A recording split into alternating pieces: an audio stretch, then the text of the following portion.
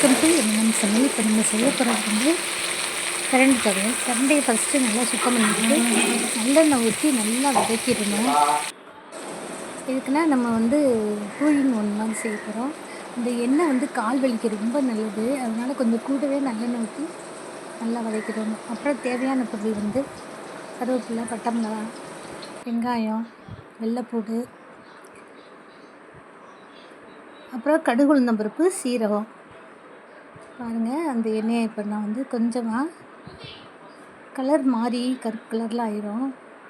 கொஞ்சமாக கால் வலிக்காக நான் எடுத்துக்கிறேன். கால் வலிக்கு தேய்க்கிறதுக்காக எடுத்துக்கிறேன். இப்போ மீதத்தில் வந்து கடுகு, உளுந்தம்பருப்பு, சீரகத்தையும் போட்டு நல்லா வதக்கி எடுத்துக்கிறேன்.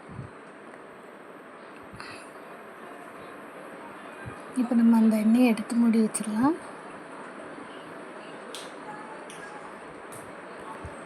கடுகு, உளுந்தம்பருப்பு, சீரகம் நல்லா பொரியணும். பொரிஞ்சதுக்கப்புறம் கருவேப்பிலை போட்டுட்டு அப்புறம் பட்டை மிளகாய், வெங்காயம், 2 வெள்ளைப்பூடு எல்லாம் போட்டு நல்லா வதக்கிடலாம். கொஞ்சோண்டு புளி. இப்போ நம்ம வதக்கி வச்சுருக்கேன்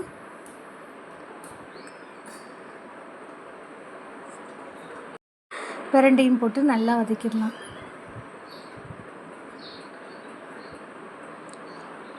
பிரண்டை வந்து நான் பாருங்கள் நல்லா ப்ரௌன் கலரில் வந்துடணும்.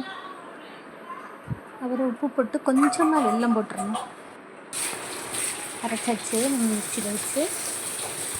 இப்போ துவையல் வந்து கொஞ்சம் ரொம்ப நைஸாக அரைக்காமல் ஓரளவு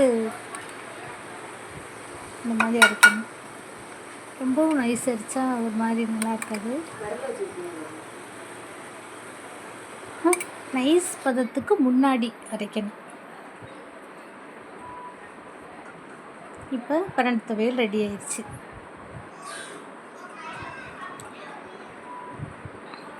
பிரண்டை துவையல் வந்து நம்ம இது வந்து 2 நாளைக்கு 2-3 நாளைக்கு வச்சுக்கலாம். நல்லா குறுக்கு வலி, கால் வலி எல்லாத்துக்கும் வந்து நல்லா கேட்கும்.